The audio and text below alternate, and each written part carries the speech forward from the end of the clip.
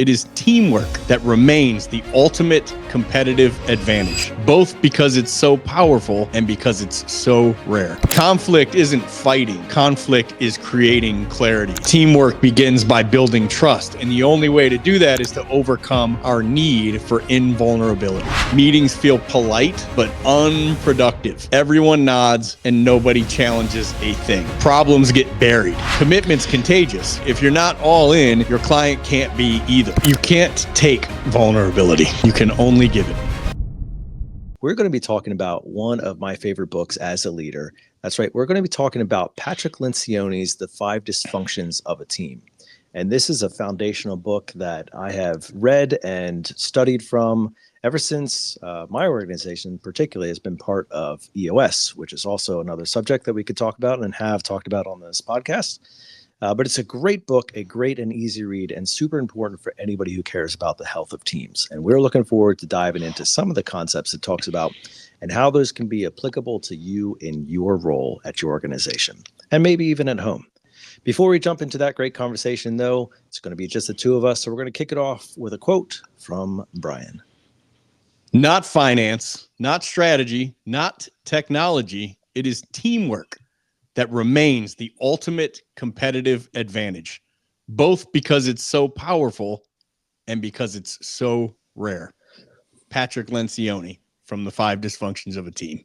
Yeah, the author himself. And man, does he know it more than most. He has studied, I think at this point, it's got to be decades. I don't know how long the table group's longevity has been, but I would assume it's probably 20, 30 years at this point. And he has just studied team after team after team. And this is where the heart and soul of this book has come from.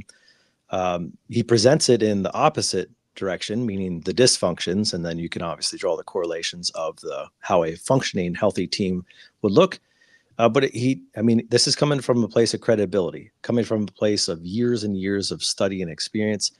And frankly, Brian and I specifically have seen this in our own teams, both positive and negative. And so we can at least speak from it experientially as well, that this book has done great things in terms of opening our eyes to what healthy team function looks like. Most people who know of this book, The Five Dysfunctions of a Team, think of it as a corporate book for people in suits. But the truth is, these dysfunctions show up every day in the trades. They show up in our leadership meetings. They show up in the hallway of a customer's home, in technician meetings. And today, Nate and I are breaking down how these 5 issues destroy both an internal culture of a team and the customer experience, and what high-performing techs, salespeople, and teams do differently. Yeah, and just to be clear, we're not an authorized Patrick Lencioni podcast or anything like that. This is just two guys. Never met the man. But I think we've read all of his books, right? Would like to.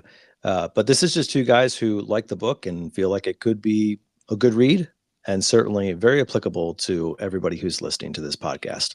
So excited to get to that topic. Before we do, though, we always like to have a little bit of a quick note on ourselves. And speaking of people who love functioning in great teams and listening to great podcasts, we have somebody to highlight today who's taken the time to leave us a review. Brian, who are we spotlighting? That was a great way to bring up the review. A quick note on ourselves. Hope you're enjoying the content. 5 stars. This podcast has a direct impact on my most successful months being in a truck. The Waste No Day podcast serves as a resource for motivation, techniques to get out of a slump, and provides continuous mentorship to home services professionals like myself. I appreciate Brian and Nate for showing up every Monday. Austin West, NC. I'm guessing North Carolina. That seems no logical. Comprende. I don't know.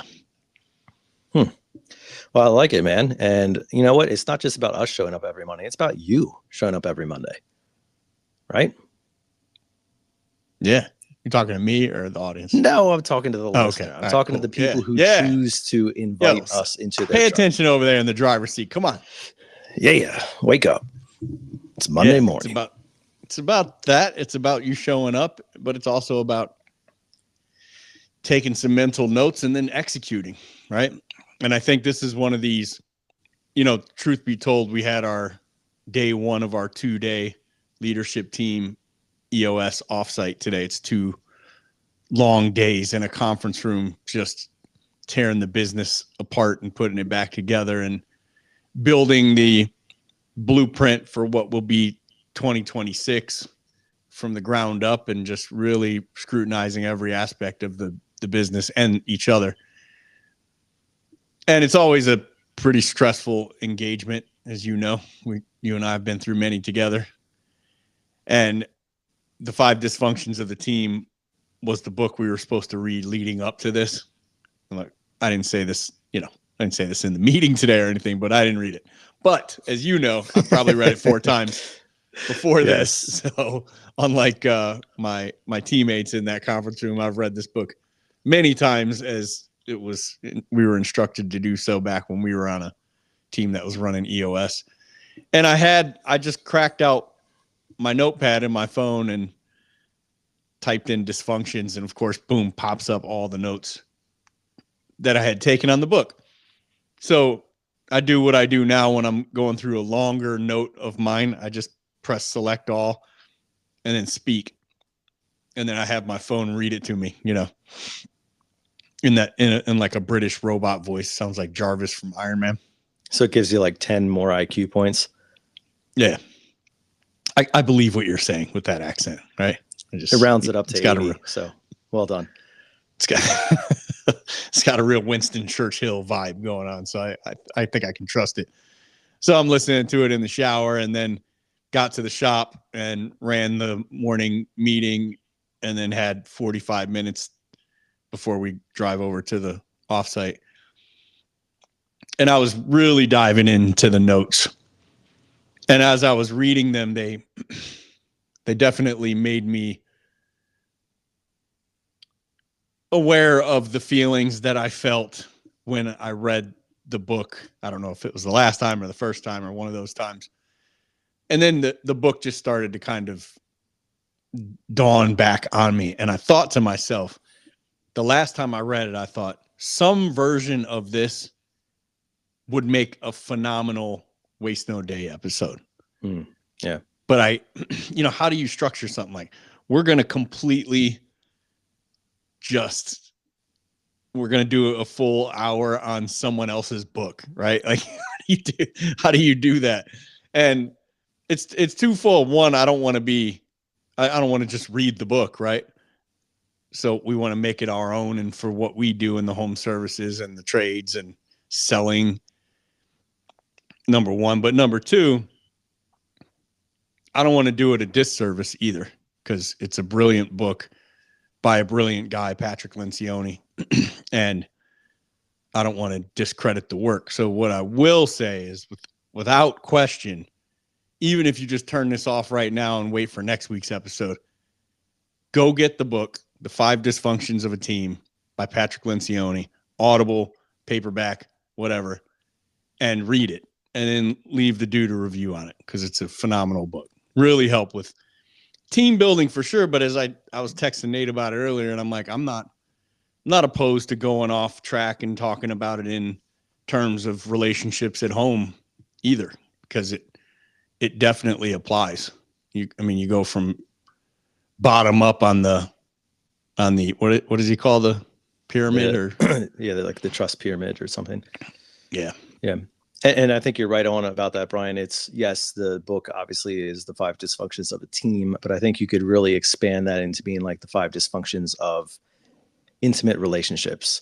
And it certainly wouldn't be teams. structured around. It is a team. It's written for the team at work, right? For the leadership team of a business. But it 100% applies to a team of plumbers doing a repipe, right?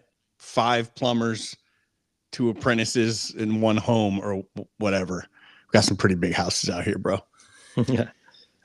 But it also applies to mom, dad, 2 sons, daughter, and that kind of team, because they're all teams, right? You're a member of several teams, church, community, whatever. It's all relative. Yeah. And yet it's all very much the same in terms of how they function or don't function. And so why don't we just jump into it? I'll give you a little bit of preview as to who Patrick Lencioni is. He is the founder and president of the Table Group, which is a firm that's dedicated to helping leaders improve their organization's health since 1997. So he is coming up on 30 years. The principles that he embraces and that he has found embraced by leaders around the world and adopted by organizations of virtually every kind, including multinational corps, entrepreneurial ventures, professional sports teams, the military, nonprofits, schools, and churches.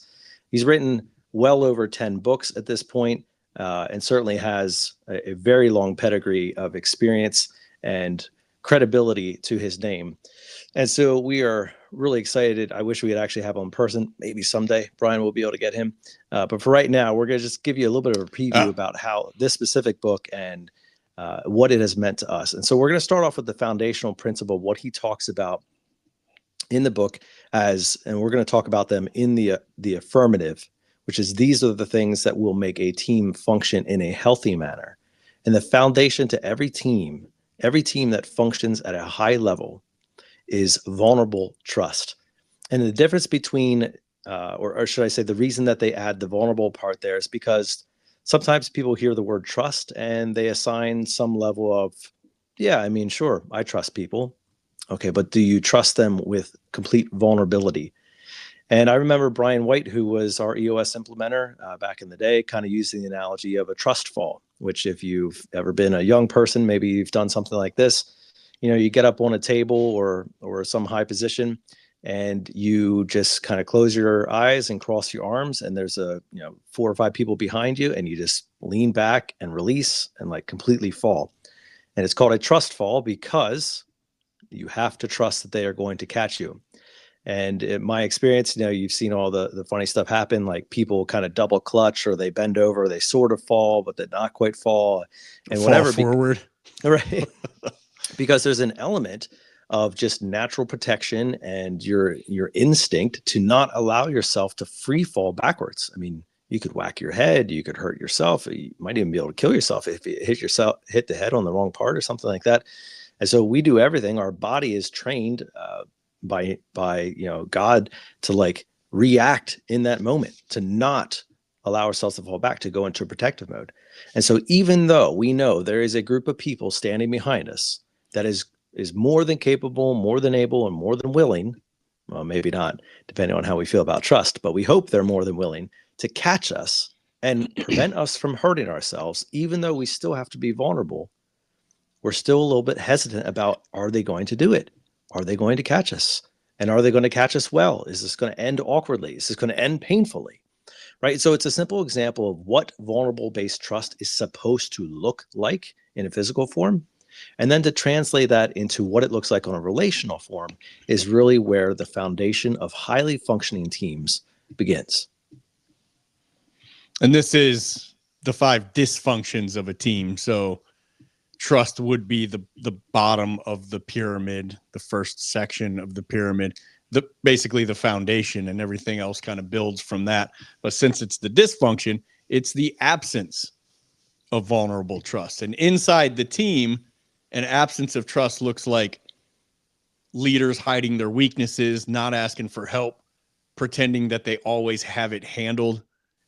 It creates silos between, well, I mean, in our case, service, dispatch, management, sales, install, everybody siloed off and nobody really communicating well with each other.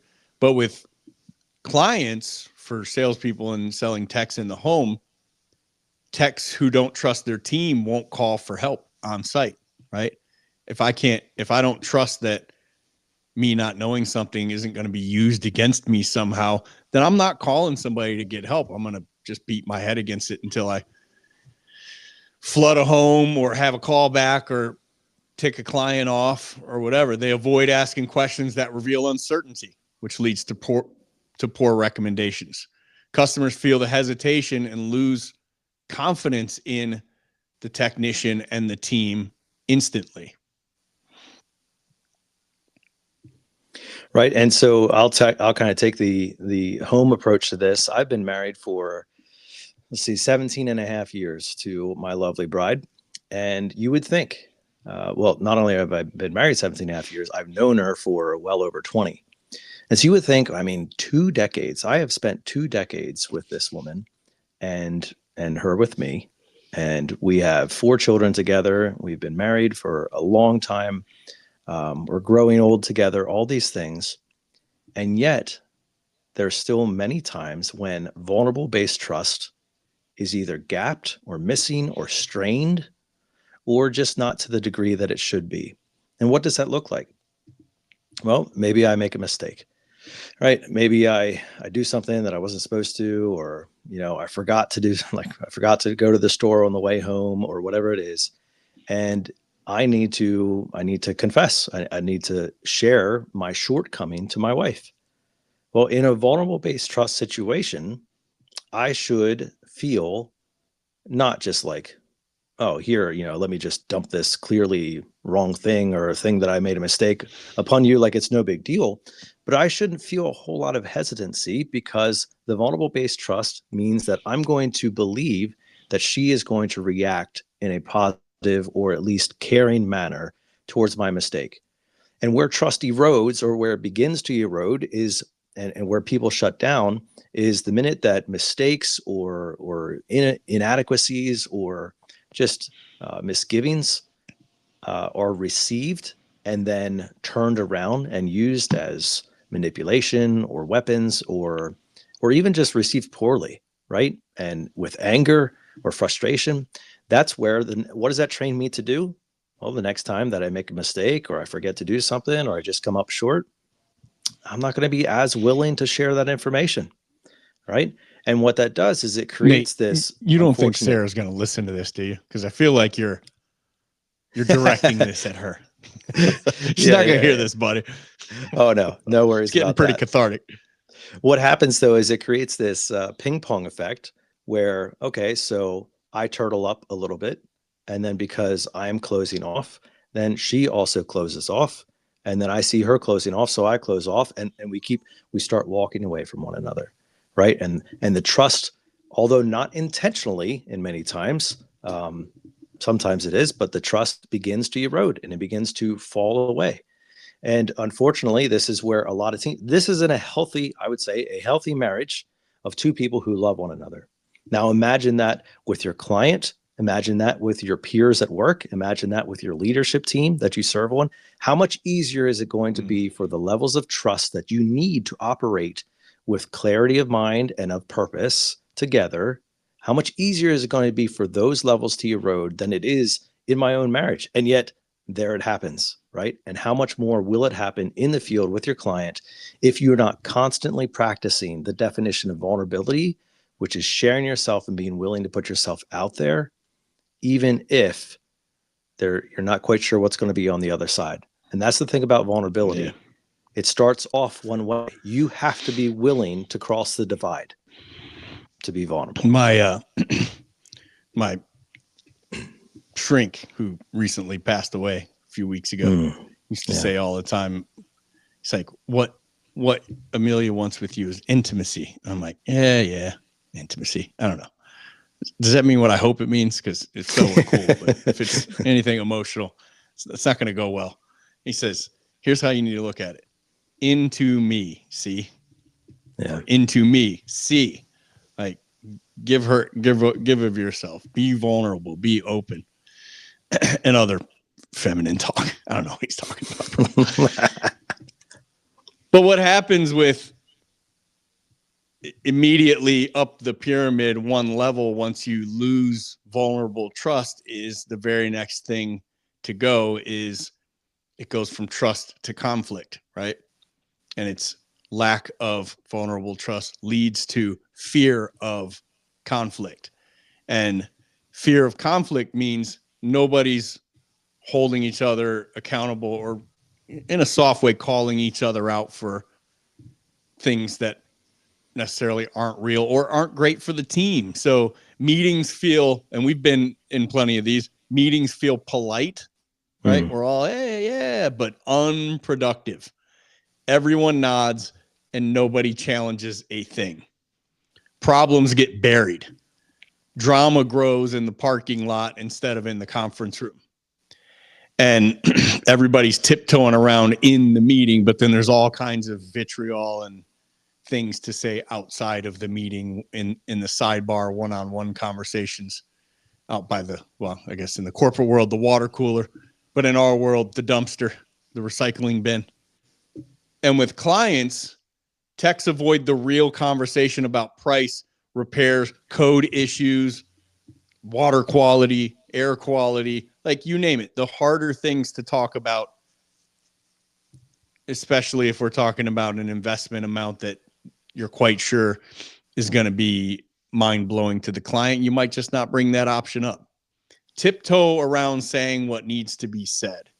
And clients get unclear presentations and end up confused and irritated and likely just price shopping or giving you some other fake objection of why they're not going to do business with you today. Conflict isn't fighting. Conflict is creating clarity. And you can't serve a client you're afraid to be honest with any more than you can serve a spouse you can't be honest with, or a fellow manager, a fellow teammate, a boss, a subordinate, whatever. Hey, Brian, let me ask you a question. Have you ever served a client and, you thought everything was great, and then you get back to the office and somebody's like, bro, what's with this 1-star review? Yeah. The 2 negative reviews I had running calls in your shop. Yeah. So both what of happens them. But there? one was, I don't even know. I still don't know. The husband who wasn't there gave me a negative review and said some things that had nothing to do with me, like HVAC things, and I'm a plumber, and said that I just sat in the basement listening to country music instead of doing the maintenance I was there for. Like, well, that tracks. I don't know there's anybody who likes country music less than your boy here. One thing I'm certainly not doing is sitting in somebody else's basement listening to country music. If I'm sitting in your basement, I'm listening to something I like, if anything at all. But I think sometimes that happens, and what that can often mean, I mean, other things can play a part in it, but what that can often mean is that the client was not feeling enough trust to be able to express their actual opinion to you, and waited till you left think the door. Everything's fine, and you got kind of yes to death, and then what seems like a good reason not to move forward, but they'll call you back, and you get down 2-3 days later, and you find out that you got a bad review from that client. And I think most people have been in that situation. You go, what? Huh? Dude, we were so cool. And then you're just mad at the person for being so fake. Like, why don't you just, be a grown up and say something? Well, we're talking about the reason why. They didn't trust that they could be honest with you and that conflict wouldn't turn negative. Yeah. And see, that's the thing, because when Lencioni is talking about this, he's not living in some fantasy land where there is no conflict.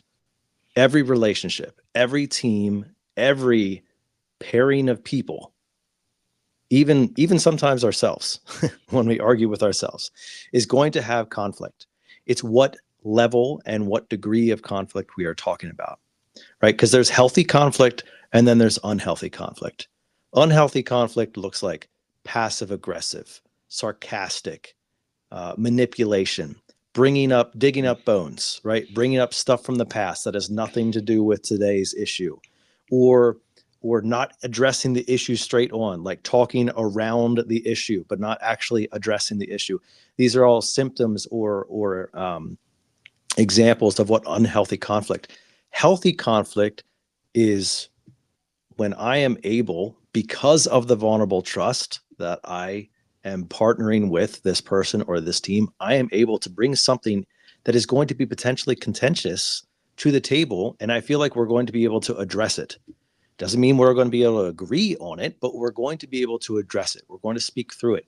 And I'm not going to be punished on the back end for it. And I'm not going to harbor grudges against somebody else for their opinion or their perspective of things. This is what healthy conflict looks like. And this is why it's so important is you're in that case, when you're not going to hold a grudge and you're not going to be penalized for it later. And I'm sure both of us, and I think everybody listening, have been on teams where that's the opposite.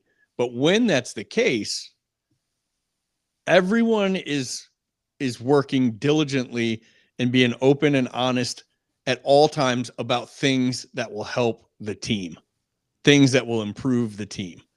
And if you miss that, if you don't have that healthy conflict built by trust, then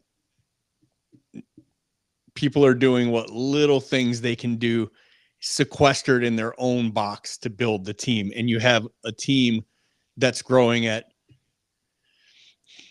a small percentage of the speed it could be growing and flourishing at, because people aren't actually rowing in the same direction.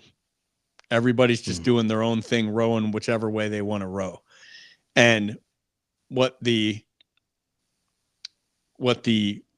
fear of conflict leads to on the pyramid, the next one up, would be the lack of commitment.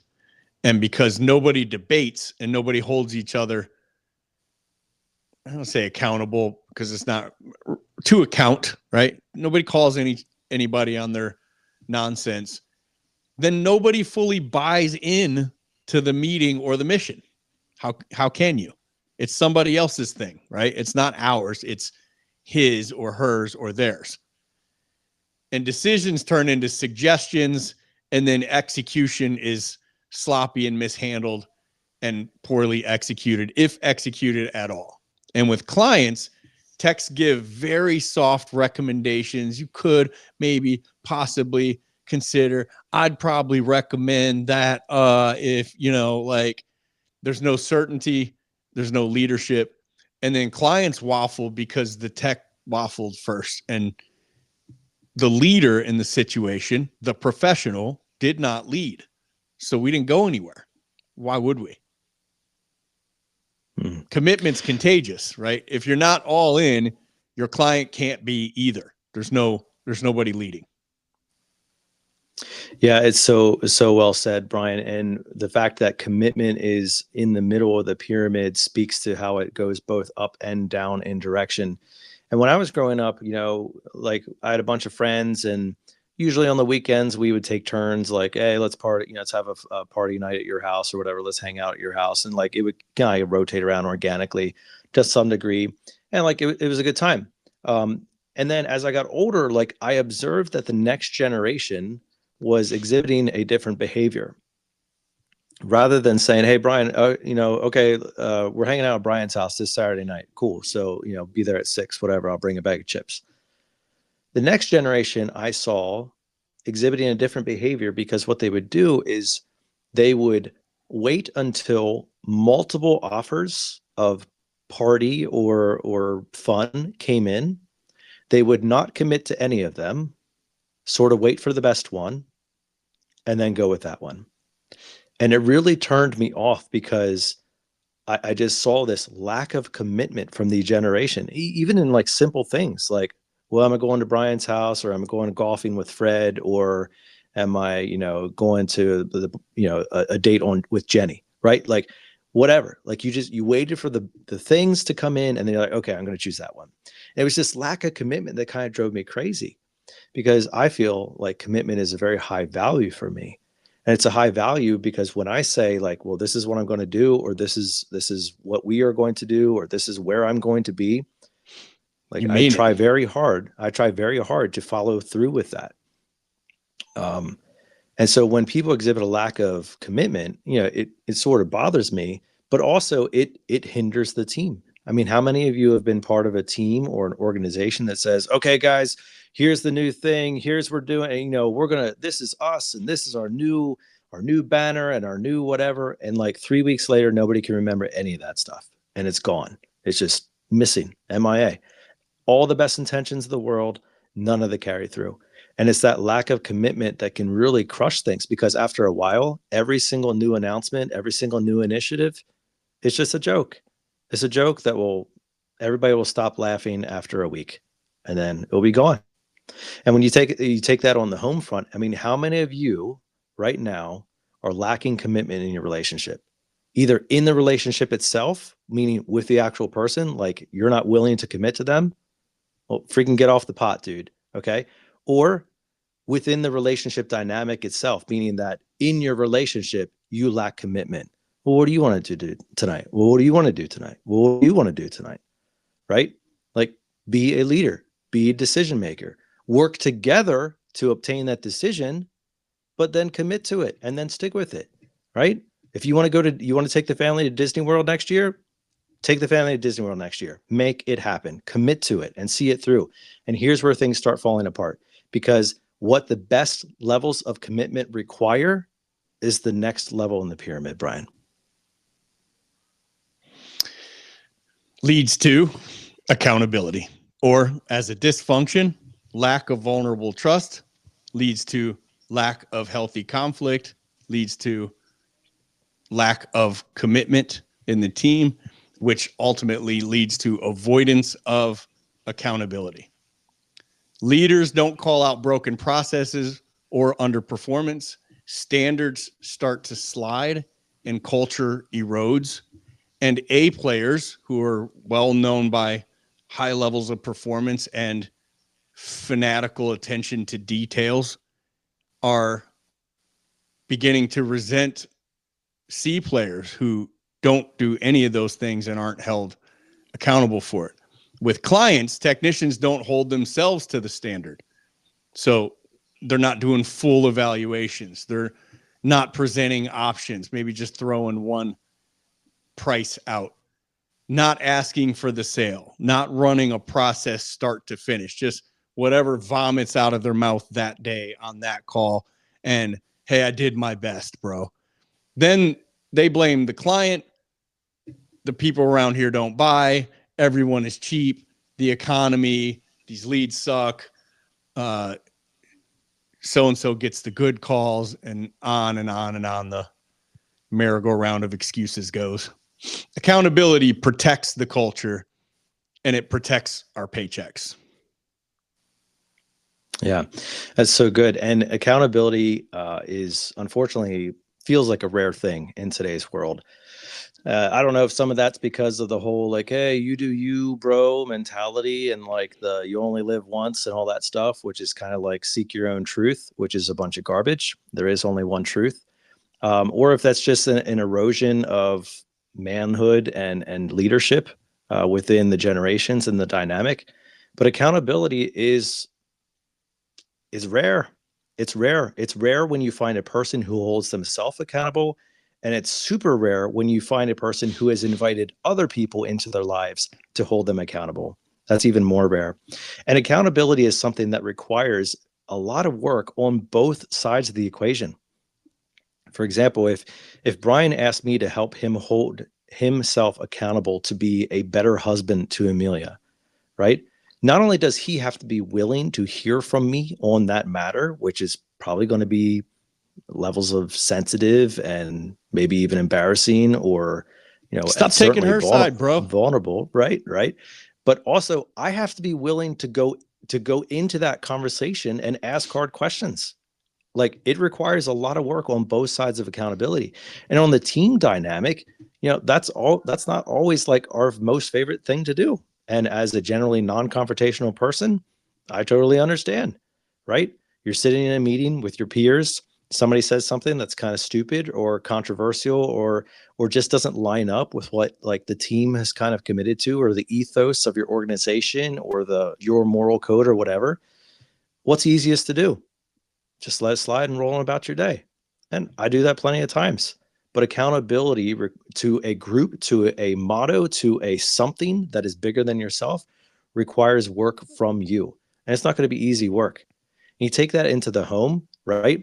Don't expect to be the accountability partner for your spouse and that not to be brought back to you, okay? Because you trying to hold somebody else accountable while not allowing anybody to hold you accountable just ain't going to work, Jack. All right. If you're going to have that same standard for somebody else, you better expect it to be towards yourself and higher. In fact, if you really want to be a true accountability person, you hold yourself to the highest standard, higher than anybody else is going to hold you to. Right. So what does that look like on like a home front or in the relationship field? Well, like I said, If you're going to make a commitment, ask people to hold you accountable to it, right? And I can think of countless times where like this has fallen off in my house. We've tried to get our children to do chores like 10 different times. We've tried to do date nights or one-on-one dates with our kids multiple different times. And like you kind of get it going for a little bit and then it falls off. And then like 4 months later, like, we got to get back to that. We got to get back to that, right? Well, getting back to that or not falling off in the first place is going to best occur when you have accountability in your life. And that means people who are willing to speak into it and say, how are you doing? What's causing you to fall off? It doesn't have to be, in a mean sense. It's just, brother, I care about you. Like, this is important. You told me this was important. I want to help you make sure that you see the success that you were dreaming of when you first came to me. Right. Or in the spousal relationship, it could be like, hey, I want to be a better husband. I want to be a better spouse for you. What would that look like? Okay, let me focus on that thing. Here's what I'm going to commit to, because accountability has to come with a commitment. It can't just be like, I'm going to be better. Well, good luck defining what that means. Commit to something and then invite accountability into your life to make sure that you see it through. And that's where the results come. It's the week of Thanksgiving as we're recording this. It's Monday of Thanksgiving week. And I'm excited because Friday I get to start watching Christmas movies, and we'll do one a day until New Year's Day. And it was funny because you were like, what would that look like? I want to be a better spouse to you. And I pictured my wife pulling out the list that Uncle Eddie had in Christmas Vacation of all the kids. Started alphabetical order. I'm like, why do you have that ready? It hits the floor. She's holding it up over her head. Yeah, love that.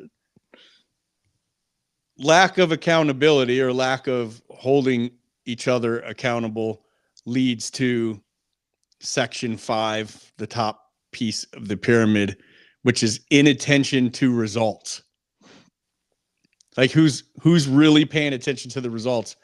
If we have no trust, we have no healthy conflict, we have no commitment, and nobody's holding each other accountable, how are we paying attention to results? So departments chase their own wins instead of wins for the whole team. Personal ego becomes greater than the team's Service Titan snapshot or scoreboard or what have you, right? And ultimately, it's the client who loses. Owner's going to lose too, but the client is the first and biggest one to lose.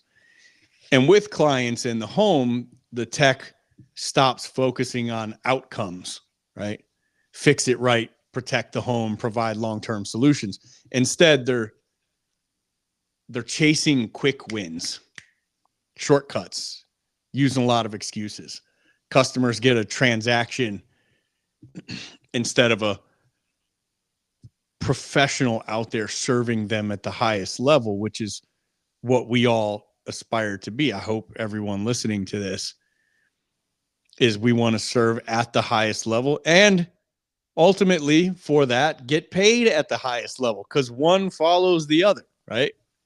And you won't serve at the highest level for long without getting paid at the highest level.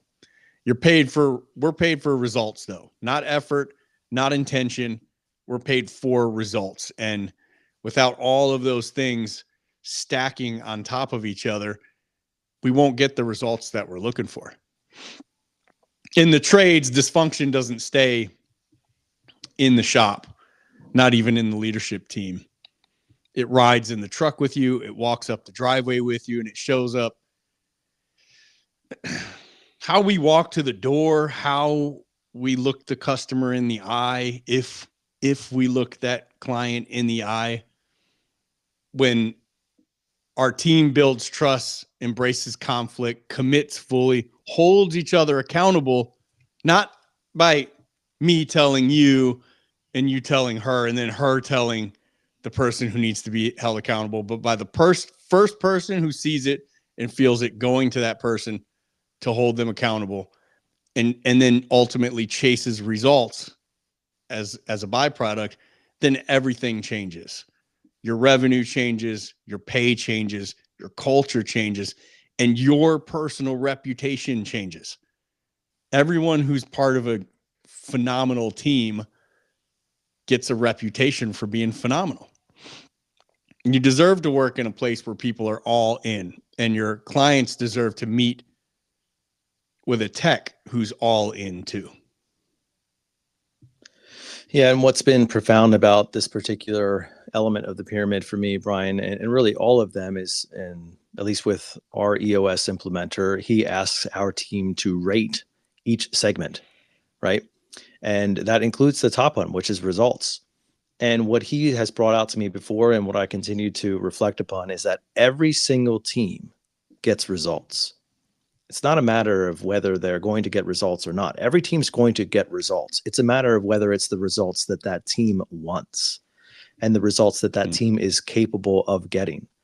And you'll see this specifically played out in the sports world, where like you can combine all stars and all, the dream team and whatever, like you can throw all these people into a locker room and you're like, on paper, this should be awesome. Like, look at all this talent. Look at all this skill. Look at all this raw power here. And it falls apart.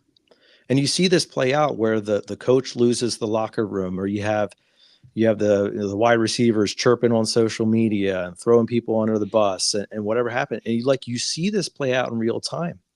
And the team may still be winning, maybe. But the sustainability of those results and the elevation of those results is certainly jeopardized by the lack of the rest of the pyramid.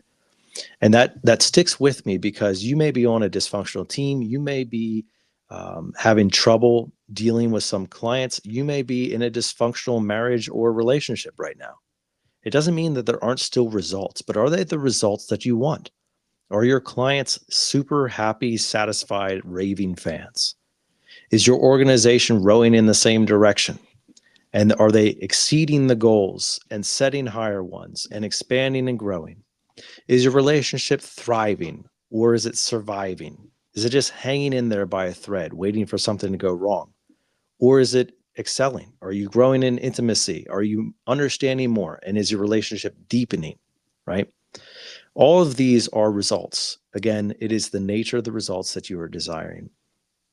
And in the book, Lencioni points out that he sets up all these 5 things that we just talked about in the framework of a pyramid. And what's interesting about the shape of a pyramid is that the top of a pyramid can only go as high as the width of the base, right? The wider the base, the taller the pyramid can be. Now, you can have a small base and a tall pyramid, and now you're talking about something that is very prone to fall over, right? Think Washington Monument. But if you have a very wide base, you can build a very tall pyramid. Translate that back into things. The more vulnerable trust that you have, it will lead to better, healthy conflict, which will lead to more commitment, more accountability, and better results. And the longer and wider and stronger you build the foundation of vulnerable trust, the higher and more deep every layer can grow from there. And that's why it's foundational to every functioning team, every functioning relationship, is the element of trust. And really, when it comes down to serving people in the home, you know it. If you're in sales, you know that trust makes a difference. They don't have to like you, but they do have to trust you. Another quote he draw. Actually, I want to talk a little bit about accountability as I see it in droves right now inside. Because what's tough about accountability? It's being vulnerable, right? Actually, another quote of Patrick Lencioni that I was going to use for the intro was, remember that teamwork begins by building trust. And the only way to do that is to overcome our need for invulnerability, to pretend we're Superman, right? And inside Blue Collar Closer, in the sales training platform Nate and I have, bluecollarcloser.com. Right now, as we're recording this, Danny Jones is leading the live role play session for this evening. And there are all these people from all over, well, really all over the world. 5 countries, I think we have people in, that are getting in there and role playing for a group of technicians to critique, give feedback, and tell them what things they could clean up or tighten up or do a little bit better or get stronger at, right? And if you go in to do that, there's a part of all of us that wants everyone to just set their headphones on the desk so they can stand up and applaud your performance. Like they're getting their kids, you got to see this, right? But that's not how this works, right? It's just not. We never want anyone to feel like they performed the perfect role play, because if you did, you're not getting better. And then we wasted your time by you even coming on this call, right? So everyone who goes on that call is opening themselves up to criticism and accountability, for the most part, with people that they have never met and possibly will never meet from different parts of the world. And that's a level of accountability that makes me proud to be part of that crew and proud of all the people in it. It's like, I'm really laying myself open and fall back and trust that the team's going to catch me, and nobody gets destroyed in there. It's just like, bro, that was phenomenal. And always like, thank you for going, like taking a turn, being part of the group. But here's 2 things you could tighten up on, right? If you do these 2 things, you're going to be nearly perfect. And that's what it sounds like. But I love everybody opening themselves up for accountability in there. And right now, all live role play and training sessions are included. 7-day free trial. Go to bluecollarcloser.com, join group, 7 days free trial. You don't get all the training material in the classroom. You get a little, just kind of wet your beak a little bit. But on day 8, wide open. So get up in there, bluecollarcloser.com. Check it out. 7-day free trial right now. So Brian, let's wrap this up with some super practical pieces to draw out of this. So we talked about the pyramid. Lencioni lays it out clearly. He uses a ton of like fable-esque stories and things like that to make the book super easy to read or listen to. And within this, the foundation is trust. So if I'm a service tech in the field right now and I'm driving to my first call, listening to this podcast, because that's what I do when I drive, and I'm thinking to myself, I'm not getting the results that I want. And I'm kind of reverse engineering through things like, okay, I'm not getting the results that I want. Yeah. Probably not as much accountability, commitments a little off, whatever. How do I develop more trust with a client, especially when I only get to see that client for 5 to 10 minutes at a time, and maybe 5 to 10 minutes total across the entire period of my service call? So what are some practical tips for a person listening who wants to increase their ability to create an atmosphere of vulnerable trust in the home? Well, you can't take vulnerability. You can only give it. And what you usually get reciprocated in return is vulnerability. So the best way to create that environment is literally for us to take the first step and create the environment by being vulnerable, right? By being real, open, and honest. And, part of it is when I have something that the client needs to hear and I know they don't want to hear it, and it makes me not want to say it, when I just grow up and leave my kid in the truck and come in like a leader and give them the news, even saying, I understand this isn't something you want to hear. Believe me when I tell you, it's also not news I want to deliver, but X, Y, and Z. That builds trust. Saying something they don't want to hear, but saying it in a way that includes some empathy. I get it. I get this is stressful. Believe me, I don't want to be part of this conversation either. But here we are, and it is what it is. That's vulnerability on your part, saying, yeah, I'm human too, right? It's showing them that you empathize with their pain and stress level, but I'm a pro and I'm going to deliver the news that I have to deliver anyway. That's what surgeons do. It's what oncologists do. Doctors at the highest level all day, every day, right? And how do we look at them? We look at them as professionals. The utmost level of esteem, right? So that's what we have to do. So, Brian, I know that we've talked about this perhaps before, but for those of our listeners who feel like, I don't know, it feels like there's still some level of a wall between me and the client. There are some phrases, some mannerisms, some body languages that can position ourselves as less than trusting if we are using them in the home. Why don't you share a couple of those for our listeners to think through as we help them build a better trusting environment? You mean some fear words or some straight up? Well, some of it's offensive, some of it's words, cortisol some of triggering it's body language. All the above. Let's hit them all. Hit a couple from each. Yeah. So there are a lot of people in sales in general, but especially in the trades and the home services that feel like when you get into psychology or particular words or body language, control of yourself. I know this is wild for 3-year-olds in grown men's bodies. When you're talking about self-control and using words specifically or not using words specifically, they feel like it's just manipulation, right? And maybe it is because, but no different than I manipulate the handle of a screwdriver to get a screw to loosen or tighten up, right?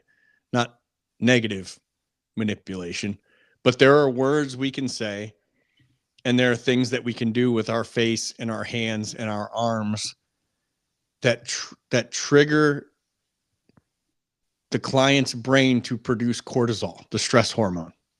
It makes fear and stress go up.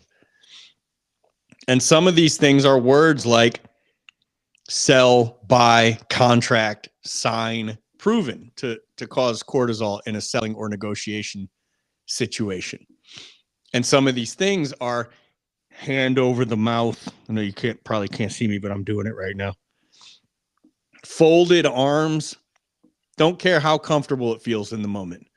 Just go ahead and take our word for it that you're probably doing it because you're uncomfortable. But the client's brain can't tell the difference between you're nervous because this is an awkward situation and you're nervous because you're trying to take advantage of me. They don't know the difference. Their brain just says, shut down, we're out. Tell them you need to think about it. Tell them you never make a decision. First day, you take 4 days to sleep on it, and then you call your aunt who's a financial advisor and all the crap that you heard on your calls last week. These are symptoms. The illness is I don't trust you, and my brain is telling me to back off and shut down. And I don't even know it. It's all subconscious. But we do know, based on brain scans and tests, that there are literal words that cause a client to shut down. There's body language that causes a client to shut down. We now know that fear can actually be smelled through sweat. I got to look up that article. I did a Wiser Wednesday on it. I don't know if we talked about it on the show, but it was a published article. So. They hooked people up to these fMRIs and did brain scans on them. And they just had them smell a few things. And one of the things was T-shirts worn by people who went on like crazy roller coasters, like the real high ones, right? And they could smell cortisol. The amygdala fired when they smelled the shirts with sweat from people who were afraid. Wow. They got crazy. Stressed out. Yeah. So in everything we're doing, even the smell coming from us, the client can sense anxiety and fear. So it's why we always say, like, I was talking to my team about this morning. I'm like, it's always been my understanding for the majority of my career, at least the second half or better, that if I'm ever going to say or do something to a client or in front of a client, I will have done it in a room like this training room at least 100 times first, right? I need to have role played, get the kinks out, make it smooth. The client might put me off a little bit, right? But my process is so dialed in, it's just coming out. It's not going to be weird because of who's standing in front of me. And that calms the situation, and that presence and that leadership chills the anxiety out, right? And what they smell in you is confidence, and what that leads them to believe is competence. You're competent. You're somebody I want to trust with this. And I'll pay a little bit more for that. And so will you, and so will your client. So if you get all the quote unquote cheap clients, it's your fault, not theirs. Yeah, my daughter right now is struggling with a little bit of self-control issues. And so it feels like small issues turn into large issues very quickly because she is 7 and, is struggling with how to process through frustrations or difficult things or just annoyances. And so it just blows up, right? And her natural reaction is that what you're calling her? Boom. Her brother's annoyances? No, I mean, yes, that's some of it. Yes. But even just, hey, unfortunately, we're not going to do that tonight, or we don't have time to do that, whatever. And it's like, boom, the bomb goes off. And, thinking through that, it's like, okay, well, this is something that can be learned. Right. And I'm telling her like, hey, we have to really work through and process through how we're going to respond to these things. And she's like, how do I learn that? And that's a difficult answer, because I also have to look at myself and say, man, I'm halfway through my life here and I still don't have that figured out. Like, I still blow up sometimes when I hear things or experience things that are negative or not what I want them to be. And so I am exhibiting difficulty controlling myself. And then I'm asking somebody a quarter of my age to do it as much as I am. Good luck with that, right? But what I am realizing is, number one, it can be trained. So this is something that can be learned. Number two, I need to exhibit it for her as much as possible, that when I see things that are frustrating, I don't lose control. I keep control, right? And then when you kind of tie this all back around, and Brian gave some great ideas about how to develop an environment of trust, and certainly how to not tear away at trust when you're in the home with a client. When you're in the home, your own home, with your spouse, ask yourself this question: am I in control of my emotions, both positive and negative? Am I creating an environment of trust in my home for my spouse, for my children, so that they feel that they can demonstrate their own level of vulnerability? In many cases, in children, it is raw and untamed. Like, vulnerability is going to come out and express itself in the most immature ways: anger, yelling, frustration, name calling, fighting. That is vulnerability, because in many ways, that's what I want to do at the conference table sometimes. That's what I want to do with another human sometimes when they're saying things that I don't like. I've just gotten a little bit older and I have put a better face on things. But our children have a way of demonstrating what we're really feeling in real time in physical forms. And so we need to pattern for them what vulnerable trust looks like, so that they know how they can learn and act as they grow older. But more importantly, we need to demonstrate it so that they feel that they can be vulnerable to us, with us, around us. And that's not just for our children, it's for our spouses as well too. And so if you feel like you're struggling to develop vulnerable trust in the home, check at your own home first and see how you're doing there. And I'm saying that to myself as well. And myself as well. Although don't talk to me like that, bro. You know, I don't appreciate it. So it was. I had to find my notes. The famous fear sweat study led by Denise Chen and Wen Zhao at Rice University in 2009. Researchers collected sweat samples from two groups of participants. Group 1, just watch a horror movie. Group 2, just watch neutral videos. When women smelled the sweat from men who were afraid, their amygdala and other fear-related brain regions lit up, even though the women had no idea the sweat came from scared people. In other words, fear is chemically contagious, and humans can detect fear subconsciously through sweat. The people didn't, and that's the thing with these little, almost seemingly inconsequential things like the words we say or our positioning of our hands or our body language, is it's so subtle and subconscious that the client doesn't know it happened. They just back off a little bit. And when we're in those situations, we don't know it happened, but we back off a little bit. So it's super important to be. Sorry, buddy. I know you took it in another direction, but I was sitting going through my notepad that whole time looking for my notes on that study. Yeah, we got to bring it into an episode soon.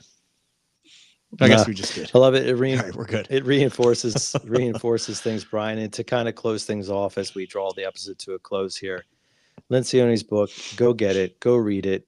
We're not doing anything but a brief preview here of one of the concepts, although a foundational one to the book in it, but he goes into much more detail and is far more eloquent than we are. But from the base up, right? Look to establish foundational, vulnerable trust in every relationship, every team dynamic, every partnership that you are in. And that trust should lead to healthier conflict. You're going to have conflict no matter what if you're in a relationship. We want it to be the healthy kind, and that's based upon trust. It's going to lead to healthy conflict. If you have healthy conflict, eventually you have to come to a place of agreement and say, well, this is what we're going to do. And that's the commitment piece.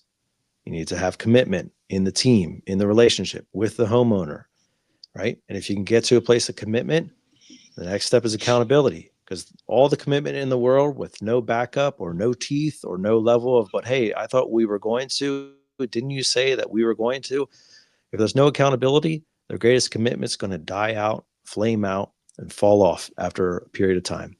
So we need accountability.